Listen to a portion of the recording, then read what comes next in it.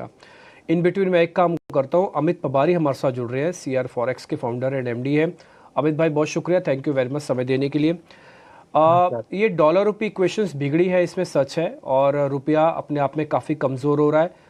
अच्छा, कई लोग उसमें हम सब भी हो सकते हैं, मेरे को इसमें कोई गुरेज नहीं है कहने में, आप हो सकता आप भी हो उसके अंदर। जब रुपया पहले धीरे धीरे वीक हो रहा था तो हम ये सोच रहे थे कि ठीक है, it's an part and parcel of a game, वो होता है, रुपया कई बार हो जाता है वीक, लेकिन ये नॉन स्टॉप ही वीक हो रहा है, बैक टू बैक। ऐसी कोई मैक्रो घटना नहीं आई है सिर्फ एक डोनाल्ड ट्रंप के इलेक्शन जीतने की। क्या ऐसा आपने देखा है हिस्टोरिकली कि जब कोई प्रेसिडेंट जीतता है तो डॉलर के अंदर एकुमुलेशन होने लगता है, डॉलर की स्केर्सिटी हो जाती है, या फिर उन्होंने ग्रीनलैंड वाला बयान दे दिया इसलिए ऐसा कुछ हो रहा है? देखिए, डॉलर जो मजबूत हुआ है उसके दो इम्पोर्टेंट रीजन है।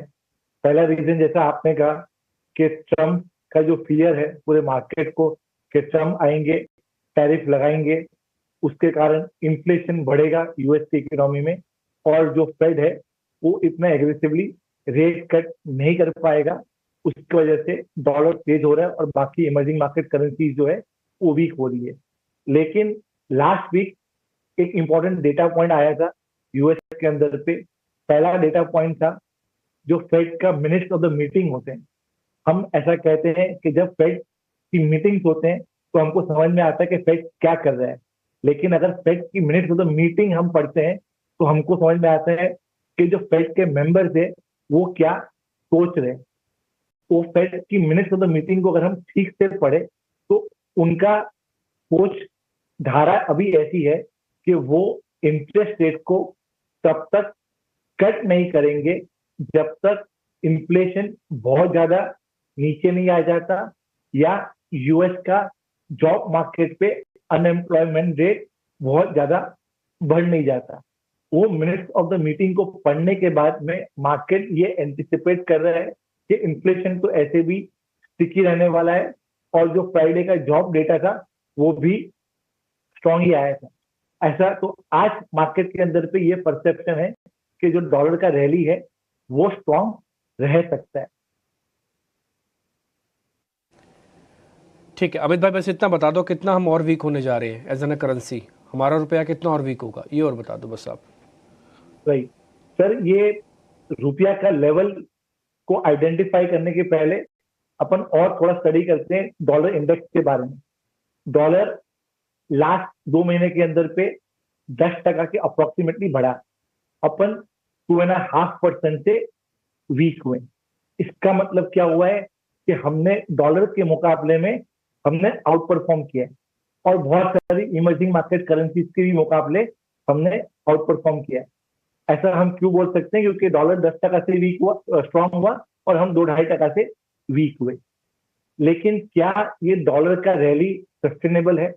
डॉलर का रैली पे दो बड़े क्वेश्चन मार्क आ सकते हैं। एक पहला क्वेश्चन मार्क ये आ सकता है कि जैसे ही ट्रम्प आए और उन्होंने जो कितना भी प्रोमिस किया था टैरिफ डालने का, हो सकता है उससे वो कम टैरिफ डालें। अगर वो कम टैरिफ डालते हैं तो मार्केट में जो डॉलर लॉन्ग पोजीशन है वो शायद अनवाइंड हो सकता है। क्या हिस्टोरिकली ऐसा हुआ है? हिस्टोरिकली ऐसा हुआ था 2017 पे, जब उनके इलेक्शन के प्रॉमिस थे और उन्होंने जो एक्चुअल टैरिफ डाला था उसमें बहुत फर्क था। और लास्ट टाइम भी ट्रम्प जैसे ही प्रेसिडेंट बने थे उस टाइम पे डॉलर इंडेक्स ट्रेड कर रहा था 101.50 के आसपास पे। एक साल में डॉलर इंडेक्स चला गया था 89 के आसपास पे। तो डॉलर रैली लास्ट टाइम तो पूरा रिवर्स हुआ था, हो सकता है कि इस टाइम भी कुछ रिवर्स हो। ये एक एक्सपेक्ट हो सकता है रिवर्सल का। दूसरा एक्सपेक्ट क्या हो सकता है? यूएस के अंदर पे आज सबसे बड़ा प्रॉब्लम है उसका डेट का। अगर यूएस का डेट पे 4.5-5% का ब्याज चलता रहा तो उनका जो रेवेन्यू है, यूएस का जो रेवेन्यू है उसका 20 से 25% डेट को सर्विस करने के लिए जाता है। And we have heard the statement from Trump कि इंटरेस्ट रेट जो है वो बहुत ऊंचे स्तर पे है। तो ऐसा कहीं भी हुआ कि फेड ने इन्फ्लेशन और जॉब डेटा पे फोकस ना करके डेट के लेवल पे कभी फोकस किया और इंटरेस्ट रेट को घटाने का बात किया, तभी भी डॉलर इंडेक्स जो है रिवर्स कर सकता है। ये सब अनुमान जो है वो तो 20 तारीख के बाद ही अपने को आइडिया आएगा। लेकिन फिलहाल के लिए इतना कह सकते हैं, डॉलर इंडेक्स ठीक में है 107.50 का स्ट्रॉन्ग सपोर्ट है, 110.50 का रेजिस्टेंस है। उसी तरह रुपया के अंदर पे 86.50 से लेके 86.75 के आसपास का जो लेवल है स्ट्रॉन्ग रेजिस्टेंस है, और सपोर्ट जो है वो करीब करीब 86.10 पे है। जी ठीक है अमित भाई, बहुत शुक्रिया, थैंक यू वेरी मच। आपने काफ़ी इंटेलिजेंटली और सारे फैक्चुअल डाटा के साथ बताया, बहुत शुक्रिया, अच्छा लगा आपसे बातचीत करके, थैंक यू वेरी मच।